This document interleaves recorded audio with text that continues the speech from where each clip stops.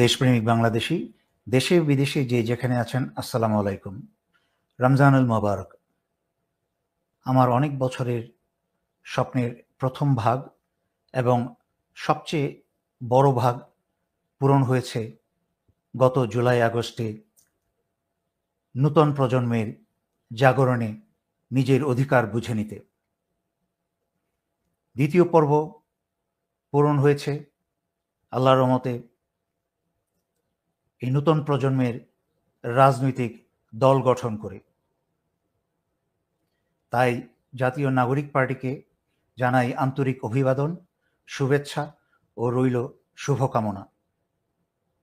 হোক নবীনদের শুরু, আর দুর্নীতিবাজ অপরাজনীতিবিদ প্রবীণদের হোক শেষ। দুর্নীতি, অপরাজনীতি এই জাতিকে করেছে জর্জরিত ও দুর্বল, তাই আবার নূতন করে শুরু করতে হবে। তাই জাতীয় নাগরিক পার্টির প্রতি আমার প্রাথমিক কিছু উপদেশ, আশা করি তা তোমরা দেশ ও জনতার এবং তোমাদের সফলতার স্বার্থেই অনুসরণ করবে ইনশাআল্লাহ। প্রথমত, তোমাদের নিজেদেরকে রাজনীতিবিদ ভাববে না।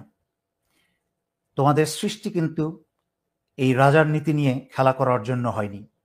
তোমাদের সৃষ্টি হয়েছে অবহেলিত দেশ ও জনতার সাথে কাজ করার জন্য, দেশের স্বাধীনতা ও সার্বভৌমত্ব রক্ষা করার জন্য। মনে রাখবে, দেশ ও জনগণ আগে, আর তোমাদের দল ও ব্যক্তি স্বার্থ সবার শেষে। মনে রেখো, শুধু শহরগুলোতে বসে মিটিং মিছিল করলেই হবে না, তোমাদেরকে সারা বাংলাদেশে ছড়িয়ে যেতে হবে। সারা বাংলাদেশের গ্রামে গঞ্জে জনতার সাথে মিশে যেতে হবে। তাদেরকে বুঝতে হবে, তাদের চাওয়া পাওয়া মূল্যায়ন করতে হবে, তবেই তোমরা সফল হবে। অন্যান্য ছোট ও মাঝারি বা বড় রাজনৈতিক দলের নেতাদের প্রতি সম্মান রেখে কথা বলতে হবে ও সেইভাবে ব্যবহার করতে হবে। মনে রেখো, এক দলের নেতা যদি আরেক দলের নেতাকে সম্মান করে, তবে এক দলের কর্মী আরেক দলের কর্মীকে সম্মান করবে।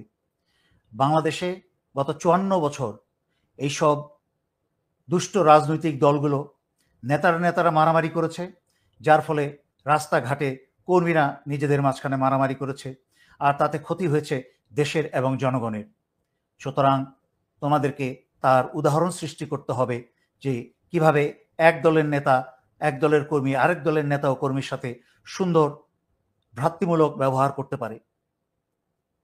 তোমরা হয়তোবা প্রথমবার এই ক্ষমতায় এককভাবে আসতে পারবে না, তবে কোয়ালিশন গঠনের মাধ্যমে তোমাদের পক্ষে সরকার গঠন করা সম্ভব ইনশাল্লাহ। তাই সকল দলের সাথে সুন্দর সম্পর্ক বজায় রাখো। অর্থ, ব্যক্তিগত স্বার্থ ও নিজেদের মাঝখানে ভুল বুঝাবুঝি ডেকে আনে ধ্বংস ও পতন। তাই ভুলেও কখনো ক্ষমতা, অর্থ, ব্যক্তিগত স্বার্থ ও ভুল বুঝাবুঝিকে নিজেদের মাঝখানে আনবে না। যদি দেশ ও জনগণের প্রতি আন্তরিক হও, তবে জনগণই তোমাদেরকে ক্ষমতায় বসাবে ইনশাল্লাহ। মনে রেখো, তোমাদের মাঝখানে ভাঙন ও ভুল বুঝাবুঝি সৃষ্টি করার জন্য ভারতের এবং তাদের রেখে যাওয়া বাংলাদেশে গোয়েন্দা সংস্থাতে যেই সব মির্জাফর বেঈমানরা আছে কিছু, তারা প্রতিনিয়ত চেষ্টা করে যাবে। তাই তোমাদেরকে সর্বদা সচেতন থাকতে হবে এবং কখনোই নিজেদের মাঝখানে ভুল বুঝাবুঝি আনা যাবে না। যখনই কেউ তোমাদেরকে কোনো অপতথ্য দিবে, তা সরাসরি নিজেদের মাঝখানে আলোচনা করবে, কখনোই ভুল বোঝাবুঝির সুযোগ দেওয়া যাবে না। মনে রেখো, যে কোনো সংগঠন বা দলের সবচেয়ে বড় শক্তি হচ্ছে শৃঙ্খলা। দলের নেতাদের প্রতি সম্মান রেখে ব্যবহার করবে ও তাদের কথা শুনবে। তার মানে এই না যে তোমরা ভুল সংশোধন করবে না এবং অন্যায়ের বিরুদ্ধে প্রতিবাদ করবে না। যদি দলের নেতারা ভুল করে, তা সংশোধন করার চেষ্টা করবে সবাই মিলে, আর যদি অন্যায় করে তাকে প্রতিহত করবে। স্কুল, কলেজ বিশ্ববিদ্যালয়ে অধ্যয়নরত ছাত্রছাত্রীদের রাজনীতিতে তোমরা জড়াবে না। তাদেরকে পড়াশোনায় মনোযোগী হতে দাও, কারণ তারাই বাংলাদেশের ভবিষ্যৎ। তারা যদি জ্ঞানী না হয়, তারা যদি নিজেদের মাঝখানে সৃজনশীলতা না আনতে পারে, তাহলে নিজের জন্য এবং দেশের জন্য কোনো কাজে আসবে না। মনে রেখো, সুদূর প্রসারী দৃষ্টি ও চিন্তা ভাবনা না থাকলে কিন্তু দুর্বল হয়ে পড়বে। তাই সুদূর প্রসারী হতে হবে তোমাদেরকে। সর্বশেষে, আগামীকাল থেকে রোজা শুরু হতে যাচ্ছে, তাই ধর্ম ও কর্ম উভয়ই চালু রাখতে হবে। মনে রেখো, আমাদের প্রিয় নবী হজরত মুহাম্মদ সাল্লাল্লাহু আলাইহি সাল্লাম 17ই রমজান 13ই মার্চ জাহেলের বিরুদ্ধে যুদ্ধ করে জয়ী হয়েছিলেন,